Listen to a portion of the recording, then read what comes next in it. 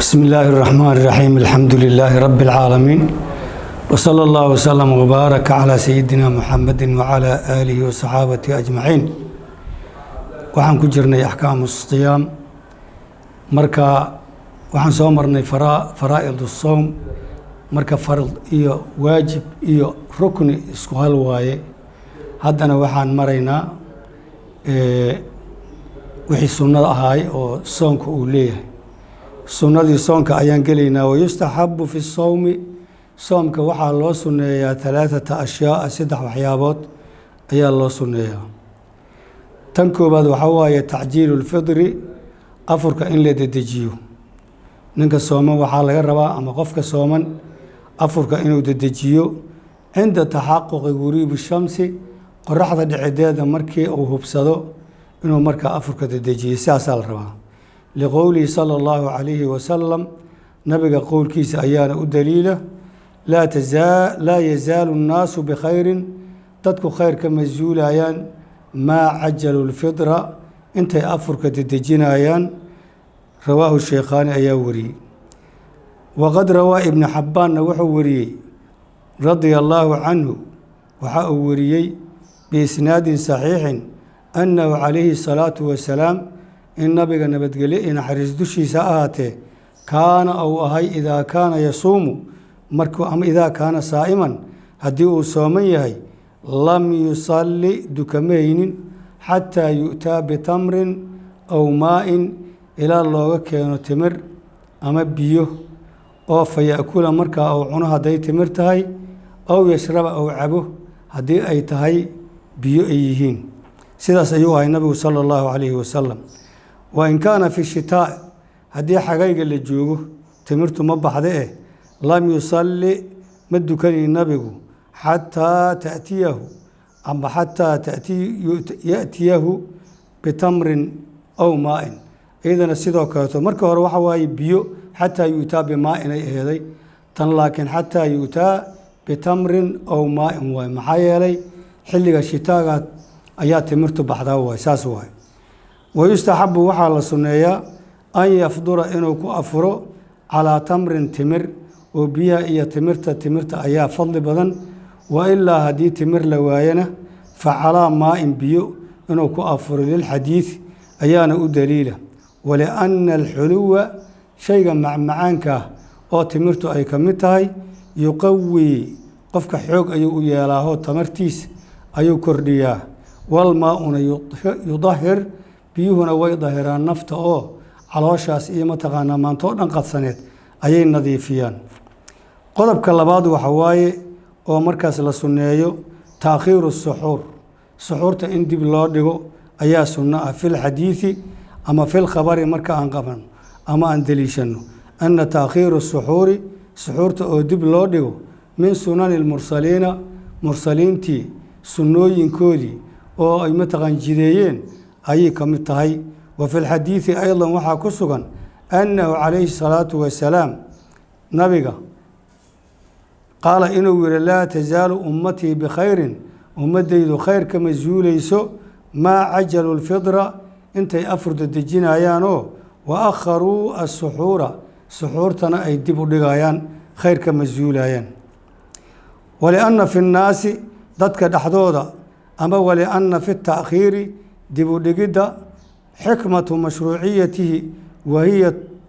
taqawii cala alcibaadati in cibaadada loo xoog yeesho oo qofka xal hadduu suxuurto maanta markaas soonku waa u dhib yaraanahoo awooddiisa waa fiicnahaysa wa istixbaabu suxuuri mujmacun calayhi waa lagu ijmaacsan yahay inay mataqaanaa suxuurtu ay tahay dib u dhigideeda ama sunnadeedaba wayaxsulu biqaliili اlakli waxayna ku soo xasilahoo suxuur la dhihi karaa wax yaroo la cuno iyo wa bilmaa'i biyo fii saxiixi ibni xabbaan waxaa ku sugnaa laa tasaxaruu ha suxuuran ama tasaxaruu dheh suxuurta walow bijurcati maa'in biyo mataqaanaa oo kabasho biyaaba allah ka dhige suxuurta mataqaanaa suxuurta oo suxuur la-aan ha seexanina waaye ama ha soomina wayadkhulu waqtu suxuuri wuxuu gelayaa binisfi leyli habeenka bartamihiis 6 saac wixii ka dambeeya ayaa suxuur loo yaqaanaa maahe 4 saac iyo 5 saac suxuur noqon mayso. haddii loo dhoweeyo duluucu alfajri athaanina aad bay usii fiican tahay. qodobka saddexaad ee la rabo oo sunnada ah wa tarku lhajari min alkalaami, in hadalka foosha xun in laga tago waayo oon wanaagsanaynin. anna saa'ima ninka sooman yata'akadu fii xaqihi, xaqiisa waxaa ku adkaanaya oo mataqaan sunnanimadiisa ku adag tahay sawnu lisaanihi, carabkiisa inuu ilaaliyo, can ilkadibi beenta ka ilaaliyo, iyo walghaybati xanta inuu ka ilaaliyo, iyo wagayri daalika min alumuuri almuxarama, sida xadiidka ku caddayday labadii gabdhood ee nebigu weydiiyo xaggay jiraan uu yidhi ee la yidhi humaa saa'imataani, labadaa gabdhoodi way sooman yihiinaa la yidhi. markaasuu wuri io waca, waa la keena gabdhihii. haddii la keena weel yaro u dhiga wuxuu iri mantaga, mid waliba waxay mantagtaa la yidhi dhiig iyo hilib ayay mantagtaa la yidhi. markaasuu wuxuu yidhi nabigu sala allahu calayhi wasalama waxay ka soomeen waxay ilaahay u xalaaleeyey, markaasay waxay ku afureen waxay ilaahay ka xarimay oo xan oo xaaraaneed ayay gudagaleen. cuntadii iyo biyihii ilaahay u xalaaleeyena way ka soomeen. sidaasuu wiri nabigu. saas daraaddeeda geybadaasi aad bay u liidataa, waa xun tahay. awalay xaaraam aheedoo ay ka mid aheeday kabaa'irta waaweyn ee laga xarimo ummaddan.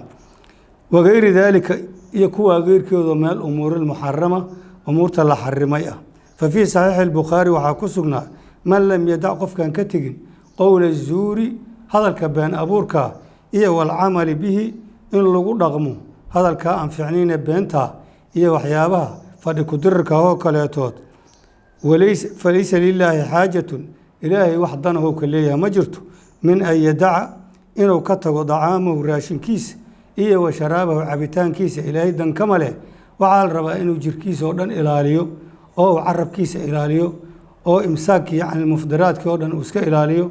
oo uu mataqaanaa inuu akhris iyo cibaado un moogiye wax kaleetoodba lagama rabo. fa fii saxiixi albukhaari waxaa ka sugnaa man lam yadac qofkaan ka tegin qowla zuuri, hadalka beentaa, iyo walcamali bihi, in lagu dhaqmo lagu camal falo. falaysa lilaahi xaaja, ilaahay wax danahu ka leeyaha ma jirto, fii an yadaca dacaamahu, inuu raashinka iska dhaafo, iyo wa sharaabahu cabitaankiisa. wa fi lxadiidi waxaa ku sugnaa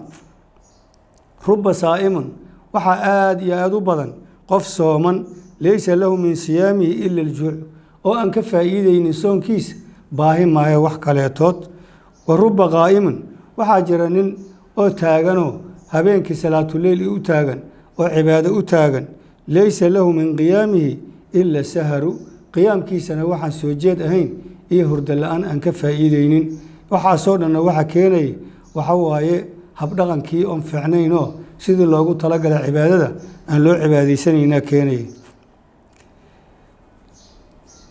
rawaahu alxaakimaa weriye waliana alkalaama alhajara, kalaamka xunka oon fiicnayni yuxbidu thawaaba, ajirka ayuu burburinayaa. ajriida lasoo shaqeeya hadduu burburana waa dhibaato uun, waxa waaye waa khasaaro waaye.